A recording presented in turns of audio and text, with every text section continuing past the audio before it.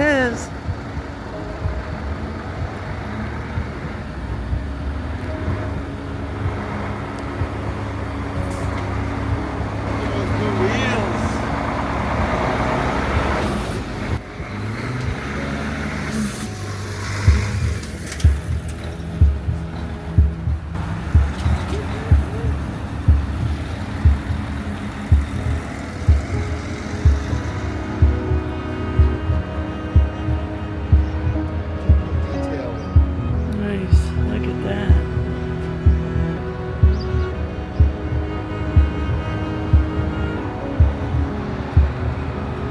Like all new lug nuts.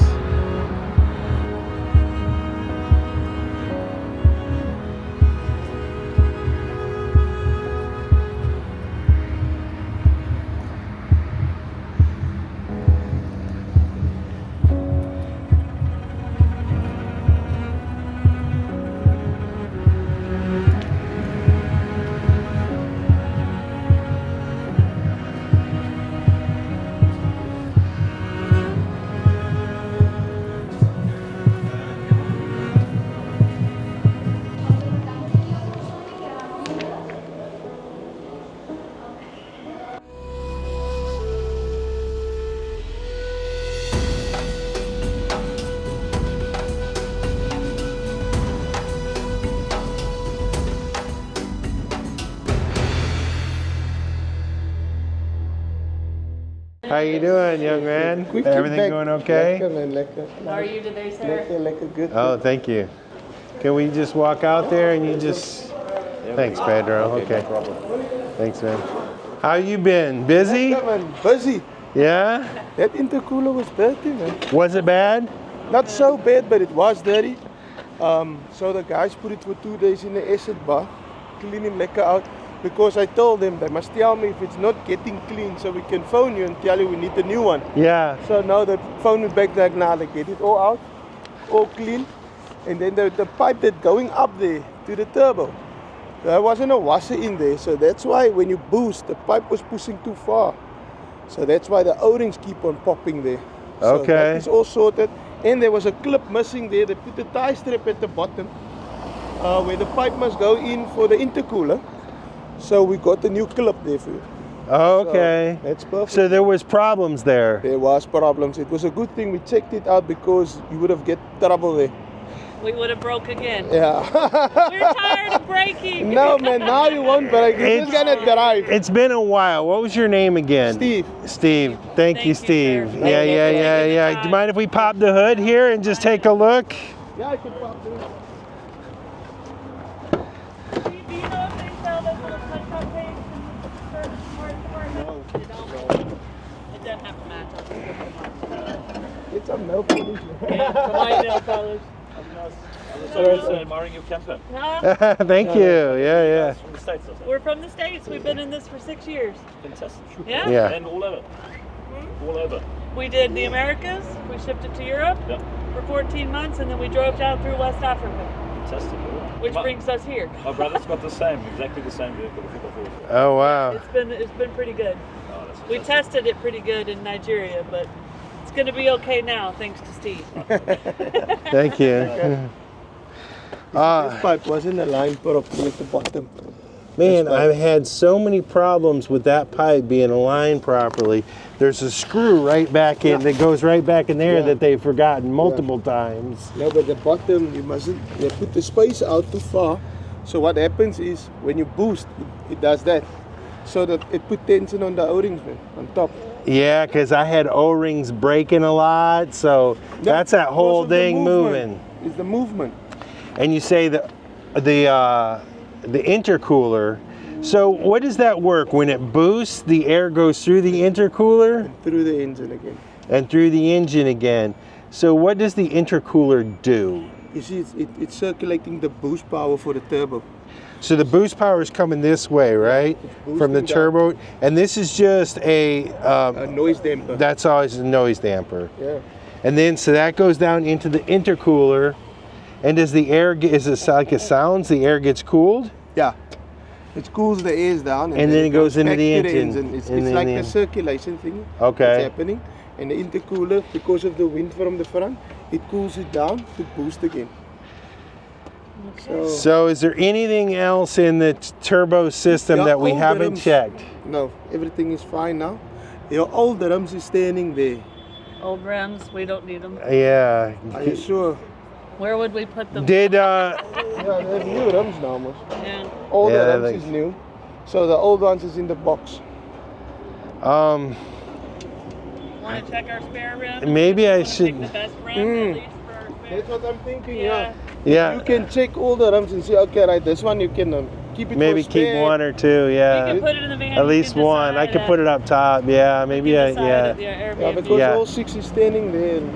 Yeah. It's yours. Yeah. Well, I know at least 2 of them are damaged really bad because they had to be welded to be repaired. They were Yeah. leaking. And then that trip we did through Banyule. Did you, by the way, talk to the Mercedes dealer in Windhoek? Pedro did. He said they didn't say anything about it. He kind of was like, oh, we didn't repair that or something. I don't know. Pedro was talking to them. Yeah, I didn't understand it. Do you want me to keep it here for you, and when you're gonna make space, you can come pick it up, or? No, let's go look at the rims right now, and then I'll take 1 or 2.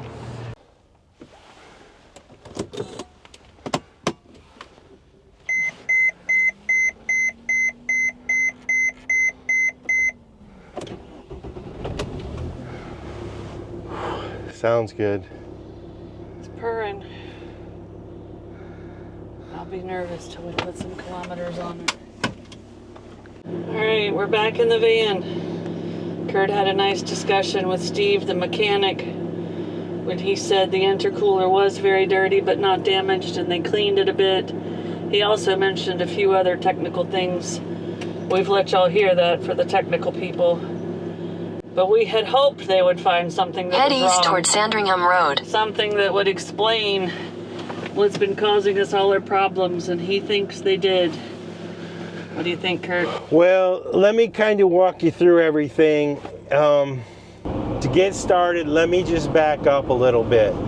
So, about a week before we flew home, which you guys know about by now, about a week before that, we brought the van into the shop because we had a terrible oil leak. We had a left front tire that we had to put a tube in because the rim was leaking beyond repair. That was the second rim that we already had repaired. So on a couple fronts, we limped into the Mercedes shop. And the biggest problem and the biggest concern was we had a huge oil leak. We were leaking about 1 liter a day of oil. Long story short, they took a deep look at it, and before we flew out, they said, we've got it fixed. There was a problem with the way the turbo was installed. Now, if you guys remember, just a few weeks back, we had the brand new turbo, or we had the turbo completely reinstalled at the Mercedes dealership up in Namibia. So that just didn't make sense, even though we've had that reoccurring issue 6 or 7 times by now. So I pushed back significantly and said, guys, we keep having these failures. There's no way I left a Mercedes dealership and we have the same issue that we went into. So he said, leave the van with us while you're gone. Give us a chance to work at it and look at it. They ended up taking out the intercooler, cleaning it. He said it was disgusting. They soaked it for 2 days, put that back in. While we were gone, he did all that and changed out all the valves. He said in that there were some things that he found wrong in addition to need to be cleaned. So that is done. The engine is clean. The whole turbo system has been gone through, tightened every gasket, everything, intercooler. That's done. We also had 6 new rims ordered, so we have all new rims on the van. 2 of the 4 were busted up, probably more were busted up along the way. With all new rims, so we're super excited about that. We got a couple other things done. Our seat belt, a buckle was changed, it was shorting out. causing an airbag light to come on. We also had a bad bulb in the front left running light. And so anyway, every last thing that was on our list in terms of how the van runs was checked off. Now, the good thing about this was the whole time we were back in the US, the time leading up to that, and a few days after our return while recovering from jet lag, they kept the van at the Mercedes dealership. So we had planned originally on storing the van while we were gone. It was going to cost us about $500 US to do that. So that did not cost us anything because we left it at the Mercedes dealership. But the total price for all the repairs, including the new rims, was about $1,550. So honestly, you know, we just paid $3,500, $3,600 in windhook. That's $5,000 total. I think everybody has commented that if we were to get that done in the US, it'd probably be 2 or 3 times that. In Europe, it'd probably be double that. So on that note, we feel pretty good, pretty stoked. The work needed to be done, but we're on a low budget. It still hurts. It's still additional cost. And I gotta tell you, we're still both nervous. We're shell-shocked. We have, what do you call it, post-traumatic stress disorder, PSD.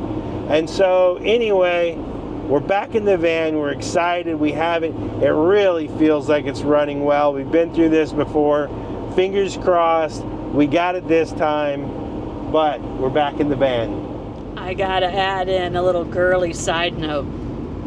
Our new rims, they look good. I don't think we realized how beat up and banged up 6 years of almost 100,000 miles had made those rims look. But, and they detailed the van on the outside. They cleaned it up real good.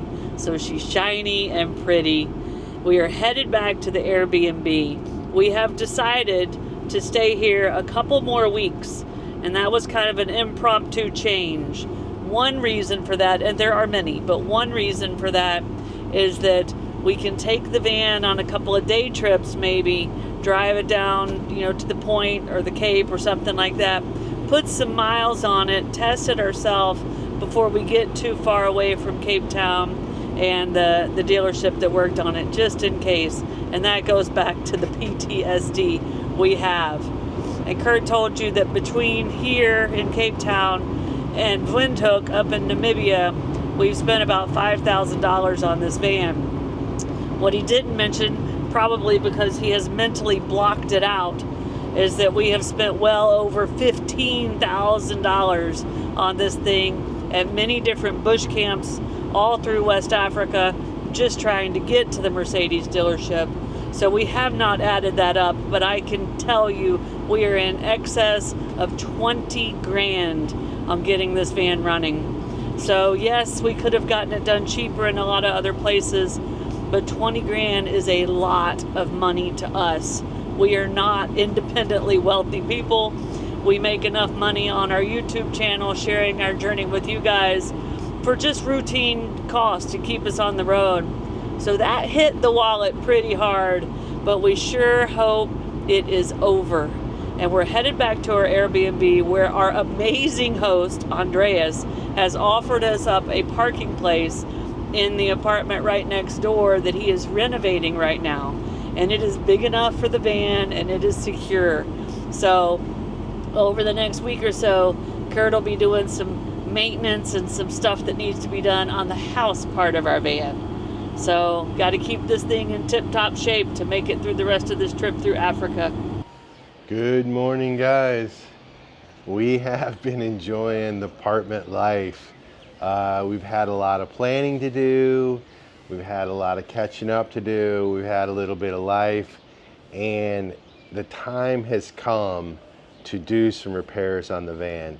But I wanted to thank and tell you about Andreas. And this right here is where the van is parked.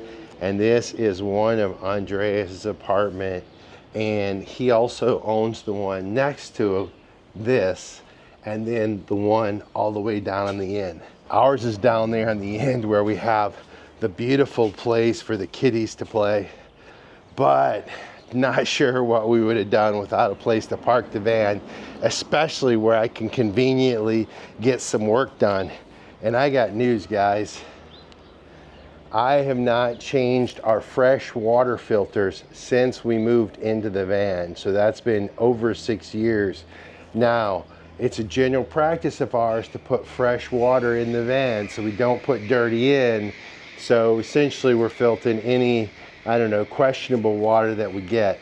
So we shouldn't be getting a lot of sediments or anything, but we have noticed a reduced flow. I'm hoping that it's because of the filter. So we're going to change these out. They're long overdue. Shame on me, that's just too long. But additionally, the fan, if you can see right here in the bedroom, this is my side of the bed and this is Snow's side. Her fan died a few weeks ago, maybe a few months ago. Anyway, we've got a replacement for that we picked up when we were in the States. And so we'll be doing that. There's a couple other little things like the side rails. We had some work done on those. I need to do it properly. We had it done in Africa. Maybe you guys are starting to understand what that means. And then we were driving down the road and somehow the remote got pushed for the solar tilt. And so the actuators started going up, but because they're secured down, they couldn't go anywhere. Long story short, it bent the shaft for the actuator, the linear actuator.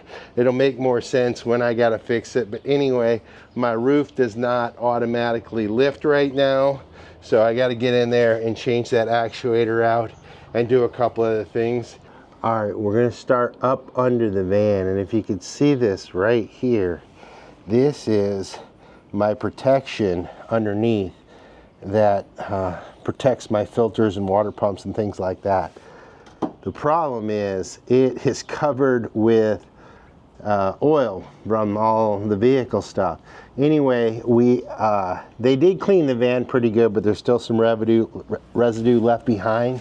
Additionally, if you can see in here, all kinds of gravel stored up in there. I had this built in Brazil and they did a really good job. It's really strong. I've unbolted it, so I'm taking it down, but I wanted to show you guys it was there. And then here are my 3 4.5 by 10 cartridges for my filters. So I've got to drop this protection and then get in there and change those filters out. So if you can see right here, there's a couple bolts. I've already taken the nuts off of them. So now, there you go. It dropped like that. And I didn't know I had that other one back there, but there's still one more that I need to get off. And there are a lot, actually more rocks on this than I would have actually thought. So kind of put this back up here for now. And then we'll try to get that back one. All right, you can see I got this under chassis protection out, and there's our rock collection from I don't know how many countries. Certainly we've had this installed since Brazil. So now it's time to drop these filters off, and I've already loosened one a little bit because they are snug.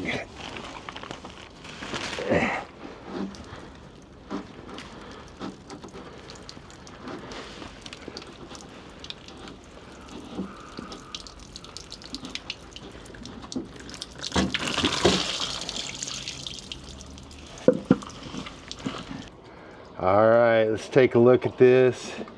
This is a 1 micron charcoal filter. It's been used for 6 years. So we got a brand new one over here.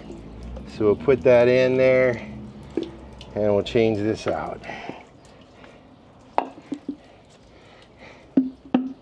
Now if you can see, these things are threaded, so that's why it was so tight. I don't know what happened to the O-ring that was on there. I didn't see it come off, but these filters have one on the top and the bottom. And so anyway, we'll get it figured out. This would be my 1 micron carbon filter. This, I believe, guys, I don't remember, I think was a 10 micron sediment filter, and I believe, if I remember correctly, this was a 50.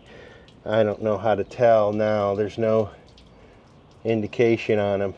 But this, the first one in line, which is the biggest one, was catching most of the sediment. And I know that because look, guys, I don't know if you can see that, but there is literally sand in there. And so anything that was finer than that, smaller than that, let me see if I can get a little out here to show you. So this is pretty fine. It's almost like a mud. So it's really fine material that couldn't pass. Anything smaller than this little sediment would push through the next one, and then the 1 micron filter really doesn't let much of anything through, and it's also carbon. So that's how we filter our fresh water. But as you can see, over the years we've definitely had some sediment in our water that's collected. This guy right here was probably restricting the flow. It is definitely the dirtiest of them all. So good idea to get these things changed out. All right, a little project update. First, I don't know if you can see, but I got the filters changed and backed in. I think I got a little bit of a leak. I'll need to tighten that up. This is my secret project for snow. I got the side step rail out. You can see that right here. I'm gonna shore that up so it's proper. It was wobbly and not stable and not straight. And then this right here is the linear actuator I was telling you about. Set it down here on the ground. See how it's bent like that? And so fortunately I had a new one in storage, so I'm gonna go put that on. And with all this stuff, it just gets corroded and dusty. So most of the time getting it apart is the biggest deal, the hardest deal. But I'm gonna go through and snug some other stuff up while I'm here, take my time and do this right. So game on. So yesterday, Curt, as you know already, was doing a ton of work, doing some maintenance on the van. But he didn't have all the parts he needed. So today we're taking a big adventure to the local hardware store. You think they'll have everything you need, Curt? We'll see. I have no idea. I went on the website and it was kind of vague, but I think so. Fingers crossed. Let's go for a little walk. So while we're walking up to the hardware store, I'll just tell you guys, we have been hanging out in this city for a while, and we love this neighborhood over here. There are all sorts of shops and stores, grocery stores, restaurants, and one thing we have been doing a lot of here, because it's so cost effective eating out here. So we can have a nice meal for $5 to $7 each. And so there's just a lot of really great restaurants around here. And so we've been enjoying that. There's a lot of different types of food, right, Snow? Like there's totally international food all over the place, anything you want. And I don't know if we've told you, this area of Cape Town is called Sea Point. Yeah, it's Sea Point, and some cool apartments. We're a couple blocks from the sea, or the ocean actually, the Atlantic Ocean. And yeah, there's a lot of construction going on here too. But anyway, this is kind of where we're staying, the area. That big orange sign up there is the hardware store, so we're almost there. Yesterday, I worked all day till like about probably 5 o'clock or whatever. It started getting dark, 4:30, 5 o'clock. And I shut everything down, and the reason I stopped was because I thought the remote control of the tilt, the linear actuators, had blown a fuse when I was redoing the wiring up there to lift the rooftop. Well, as it turns out, it's not a fuse. So I started this morning, I wanted to check that fuse. I checked all the fuses, no problems, no issues. I pulled my tester out. I have power at the remote control box, which means there's no light on. The remote control box is dead. Now, I don't know if I can get one here or not. So a little bit of drama already. I'm gonna go get with Snow and see if we can try to find a source for that. And yeah, and then I'm gonna finish some of the other projects I've got started, and hopefully we can get that remote control. Otherwise, I don't know what we're gonna do. Let's go give Snow the bad news. Bad news. So I tried all the fuses, pulled them all out. There's nothing wrong with the fuses. What happened? Pulled the tester out. There's power at the remote control box, which means the remote control box is dead. So we got to get online. I'll show you what I got and see if we can source it and see if we can get one here. Vanna, we gotta find some stuff online. Okay, so search in Amazon eco-worthy linear actuator motor controller. I'm going to send you the link right here. Well, first I'm searching it. Linear worthy remote control. Here, I'm just going to send you a link. Yeah, but I'm searching in. Okay, send me that. What's that? It's eco-worthy. But you said linear something. Linear actuator. Remote control? Is it you? Yes. You gotta say the whole thing again. Linear actuator remote control.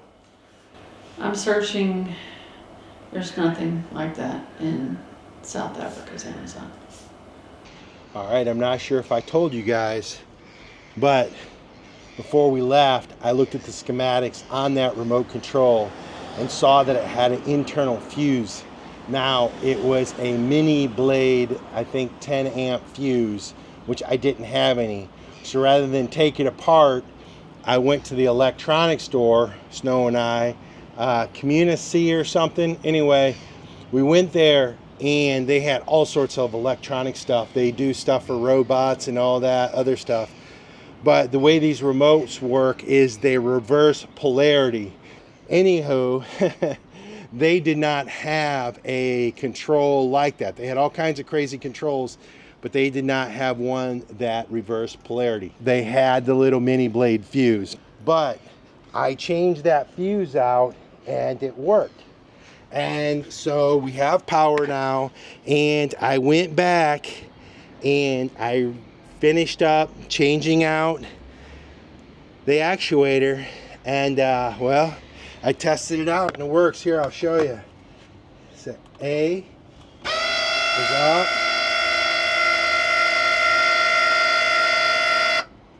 And then B is down.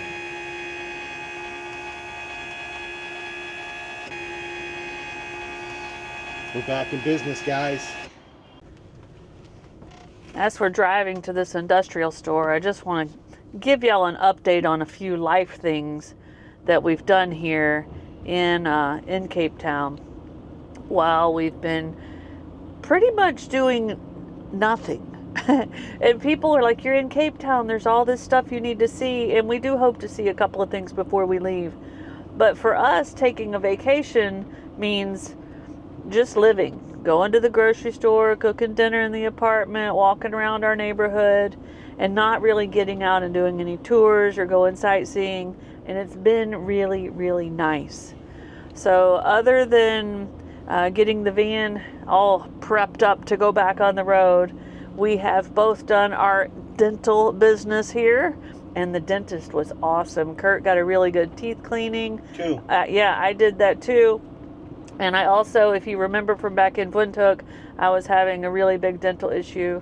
And just to update you guys, we had to pull out, extract that implant tooth. There was no way to repair it. So it is gone now. And you may see that when I laugh or smile real big. But I need to wait at least about 6 months to let the bone heal before we can figure out what we're going to do to fix that. So no making fun of my toothlessness back there. But it's been a good city to do a lot of that kind of stuff. I also went to the cardio doctor. I cannot remember if before we went home to visit family in Florida, if I updated you on that, but it went very well. All my numbers are maintaining. I was able to get my prescriptions 6 months worth, and I absolutely loved the doctor. and it was easy. Everything happened all in one day. So that's been handled. So we've been just taking care of some life stuff. Well, and when we got back, and this is really kind of bummer news, I don't know if we told you about it, but as soon as we got back, Snow fired up her computer because we have been getting a lot of work and research done. I'll tell you about that in a minute. But her computer was dead. So here we were back in the US, we could have got a new computer, and we came back to a dead computer, so we also had to deal with that. Yeah. Luckily, we were in Cape Town, which is a very international city. We had to pay a little bit more for the new laptop because of where we are, but we got a good one, and I actually like it better than my last one because it doesn't weigh as much. Yeah. So we've been getting a lot of work done, a lot of planning done, and a lot of stuff on the van, and in between that, we've been relaxing and just living like a normal person would live here in Cape Town. So that's the update. We are almost to the industrial store. So we came to a place in the industrial part of Cape Town, about a 15-minute drive from where we are. The name of this place is Falks Brothers, and they had exactly what we were looking for, and probably anything you need to find in there. That was a great store. It's an industrial supply store, and we were looking for toggle switches or toggle latches to help secure the attic in place, just a little more safety to not let the solar fly up when we're driving down these roads. But it didn't come with the nuts and bolts. But if you look directly across the street, there's the bolt and nut center. So Curt has walked in there. He looks like he's coming out with our bolts. And now we're going to take a little trip about a mile away to a place we saw when we were coming here. It's the 4x4 Superstore. 4x4 Mega World. I won't be able to buy it there, right? No, not all of them stock anything close to that. Yeah. Okay. And then all Bluetooth, so they don't have to run anywhere? No problem. As soon as you put them in and they go on, they'll see with the unit and then unless you leave the two at home and you go on. Yeah.